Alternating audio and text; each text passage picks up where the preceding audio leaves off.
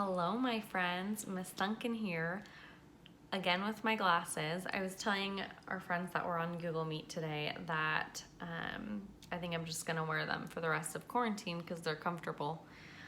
So just try to get used to Miss Duncan with some glasses on. I saw quite a few friends today on Google Meet. We had a lot of fun. I'm looking forward to tomorrow since it's Friday, and I know I'll see even more of you guys on there. So the catchy phrase for Thursdays is Throwback Thursdays. So after we read some Because of Winn-Dixie, we are going to talk about a little bit of history. Get it? Throwback history. But first, we're going to read chapters 7 and 8. I feel like this book is kind of going by fast already. We've only been reading it for a few days. And we kind of left off when she had brought Winn-Dixie into the library with Miss Franny, and they were talking about why Miss Franny was afraid of Winn-Dixie, remember, because she thought that Winn-Dixie was a bear, and then she said she's kind of like scarred for life because of this one time that a bear tried to get into the library. So it's kind of where we left off. So chapter 7, here we go. Back when Florida was wild, when it consisted of nothing but palmetto trees and mosquitoes, so big they could fly away with you, Miss Franny Block started in. And I was just a little girl no bigger than you. My father, Herman W. Block, told me that I could have anything I wanted for my birthday. Anything at all. I don't know about you guys, but that sounds pretty cool.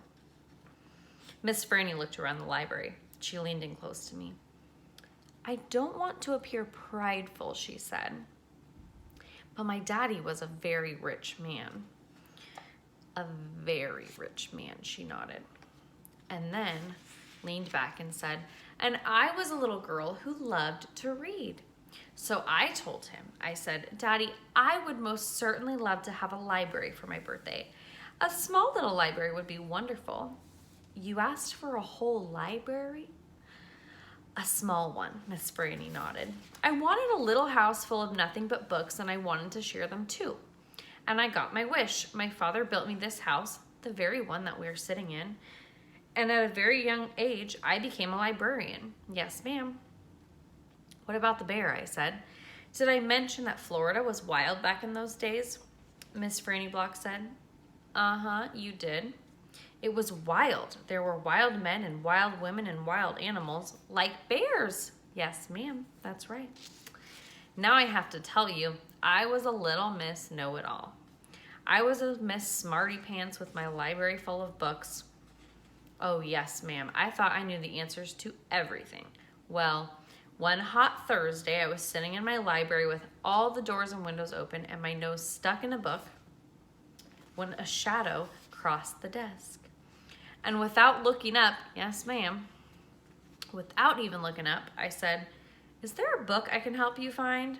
Well, there was no answer. And I thought it might have been a wild man or a wild woman scared of all these books and afraid to speak up. But then I became aware of a very peculiar smell, a very strong smell.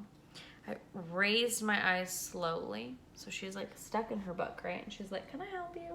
And then all of a sudden, and standing right in front of me was a bear.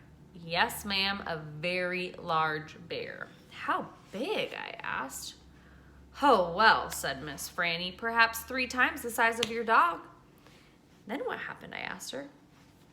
Well, said Miss Franny, I looked up at him, and he looked at me. He put his big nose up in the air and sniffed as if he was trying to decide if a little Miss Know-It-All librarian was what he was in the mood to eat. And I sat there. And then I thought, well, if this bear intends to eat me, I am not going to let it happen without a fight. No, ma'am. So very slowly and very carefully, I raised up the book I was reading. What book was that? I asked. Why, it was War and Peace, a very large book. I raised it up slowly, and then I aimed it carefully, and I threw it right at the bear and screamed, "Be gone!" And do you know what? No, ma'am, I said. He went. But this is what I will never forget. He took the book with him. Nuh-uh, I said. Yes, ma'am, said Miss Franny. He snatched it up and ran. Did he ever come back, I asked. No, I never saw him again. Well, the men in town used to tease me about it. They used to say, Miss Franny, we saw that bear of yours out in the woods today. He was reading that book, and he said it was sure good, and it would be all right if he kept it for just another week. Yes, ma'am, they did tease me about it, she sighed. I imagine I'm the only one left from those days. I imagine I'm the only one that even recalls that bear. All my friends, everyone I knew when I was young, they are all dead and gone. She sighed again. She looked sad and old and wrinkled. It was the same way I felt sometimes, being friendless in a new town and not having a mama to comfort me. I sighed too. When Dixie raised his head off his paws and looked back and forth between me and Miss Franny, he sat up and showed Miss Franny his teeth. Well, now, look at that, she said. That dog is smiling at me. It's a talent of his, I told her. It is a fine talent, Miss Franny said. A very fine talent, and she smiled back at Winn-Dixie. We could be friends, I said to Miss Franny. I mean you and me and Winn-Dixie. We could all be friends. Miss Franny smiled even bigger. Why, that would be grand, she said, just grand. And right at that minute, right when the three of us had decided to be friends, who should come marching into the Herman W. Block Memorial Library but old pinch-faced Amanda Wilkinson. She walked right up to Miss Franny's desk and said, I finished Johnny Treatment and I enjoyed it very much. I would like something even more difficult to read now because I am an advanced reader. Yes, dear, I know, said Miss Franny. She got up out of her chair. Amanda pretended like I wasn't there. She stared right past me. Are dogs allowed in the library? She asked Miss Franny as they walked away.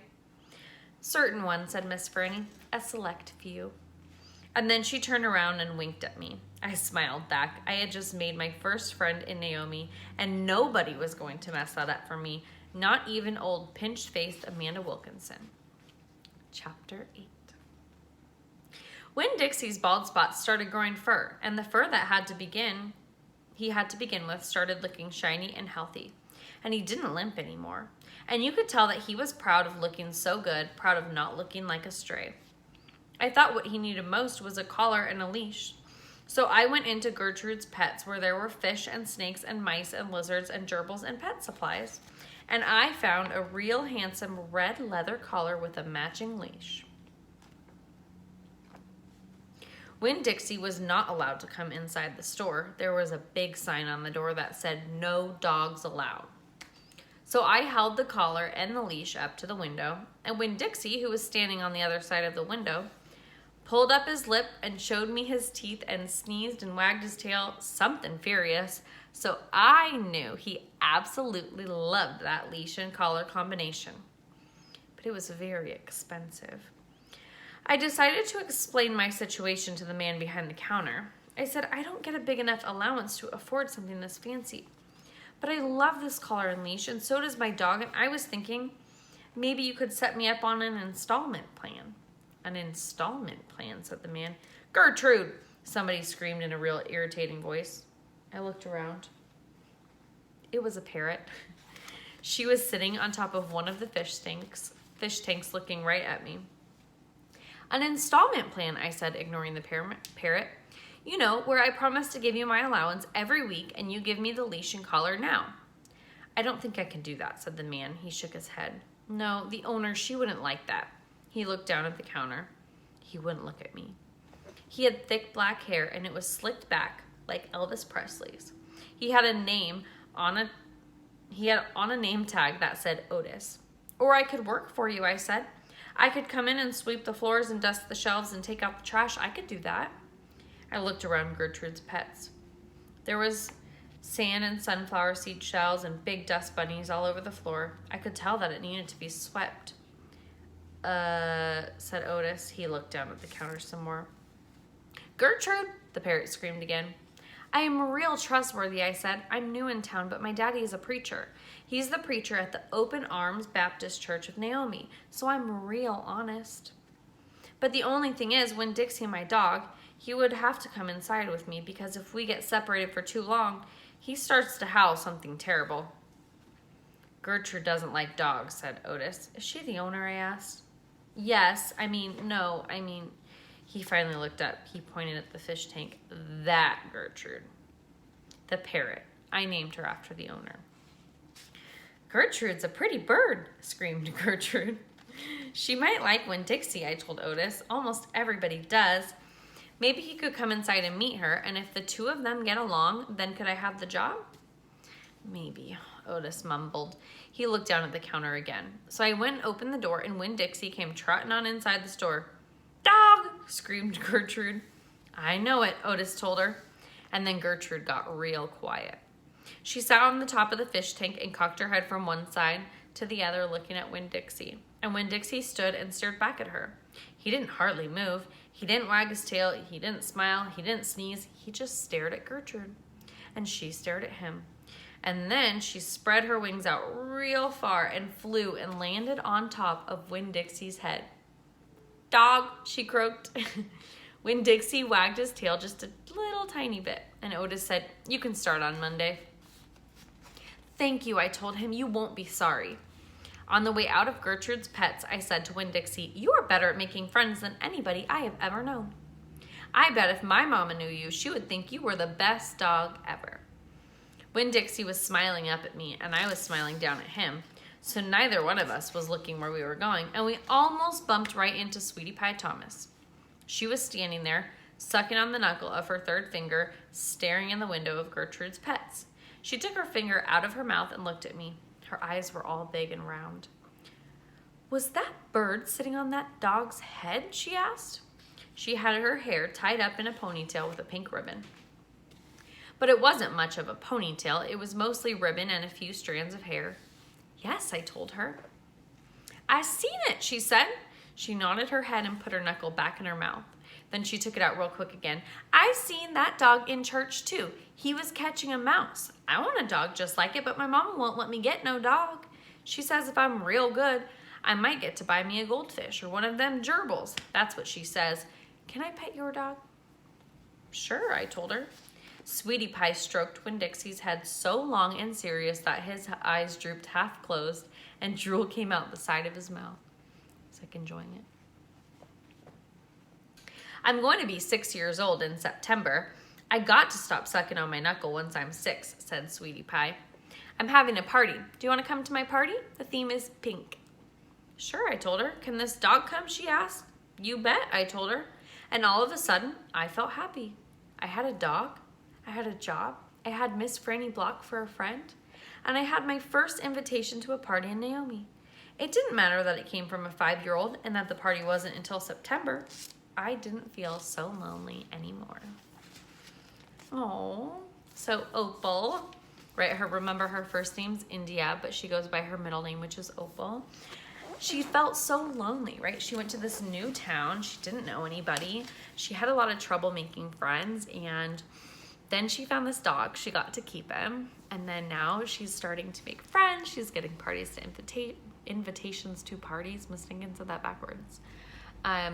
And it's just a good feeling, right? I'm sure all of you guys know sometimes you just don't feel welcome or you don't feel happy or included. You just feel left out sometimes, and we can't help but feel that way sometimes. So when she does get invited places and she starts to make friends, just like how we feel, it feels good, right? You kind of start to feel happy again because good things are happening to you. And this is all kind of happening because of Winn-Dixie, right? And she just so happened to find Winn-Dixie at this grocery store. So, very happy book so far. I've been chatting at you guys for 14 minutes already, so I'm going to try and kind of make this history part short. In Arizona, Mistaken has told you guys before, we have these things called standards, right? And standards tell teachers what to teach you. We don't just get to make this all up on our own. We have someone that tells us what to do. So, in Arizona, you always learned about Arizona in 4th grade, and they are switching it to 3rd grade now. So I wanted to have you guys learn a little bit about Arizona. One of the fun things we get to learn about is geography. So here's what we're gonna kind of do. I uploaded a presentation, PowerPoint, about Arizona. It's pretty random and broad, meaning it has just kind of a lot of information in it, and it's just very simple. Nothing is too much in depth. It's kind of like an overview, right? A summary of Arizona, if you will. And it's in the Google Classroom. So I want you guys to go through it on your own instead of me just jibber jabbering at you this whole time. You can look at it when you have time on Google Classroom. And I want you to tell me 3 of your favorite facts that you found, okay? And I want 1, so you're gonna have 4 total, be something that you were really surprised about. Most of you have lived in Arizona your whole life, or at least most of your life. We don't have very many people who came from other places. Remember, Miss Duncan is not from Arizona. She's from California, right? So some of these facts you might know, but just pick 3 that were interesting to you, but then 1 that really surprised you that you really didn't know about. And you were just kind of like, wow, no way. I want you to kind of do this whole overview because next Throwback Thursday next week, we're gonna make our own map of Arizona. But I wanted you guys to have a little bit of background information before we do that. Grace spit up on me and now I have a mark on my sleeve. Okay, so I didn't want to just do a map and then not have you guys know what I was talking about half the time. So look over it's like a PowerPoint, but look it over. 4 facts, 3 just interesting ones, 1 you were really surprised about. If there's 4 that you were really surprised about, you can have 4 that you were really surprised about. But I want 1 to be like, wow, what? You have a few options. You can write them down and send me a picture over Class Dojo. Or you can fill out the What I Learned Today form in the Google Classroom, and that'll send me a little message saying, blah, blah, blah, filled out the form. Or you can just comment on the post with the Arizona PowerPoint. So if you go into the Google Classroom, I posted today, so it'll be right at the top. You'll see it. Let me look. I think I named it just Arizona Presentation. Yeah, Arizona Presentation. If you click on it, you have the option to comment. So if you want to comment on it and say, these were mine, that's kind of fun because then some of your other friends can see what you thought was cool and what facts you found out of the presentation. And yeah, so do that for sure before next Thursday. That way, when we do the maps next Thursday, you kind of know what we're talking about. And then try to get some materials if you don't already have like markers at home or paper. Maybe you guys can try and find some before next week. I kind of wanted to give you a warning. You don't need anything fancy, but if you have, different colors, it might be more fun than just a pencil and a piece of paper. Anyways, I hope you guys have a great rest of your Thursday. I hope I see lots and lots and lots of your faces on Google Meet tomorrow. We had quite a few people on today. I had a lot of fun, but I know there will be even more tomorrow since it's Friday. Anyways, love you guys. Talk to you soon. Have a good day.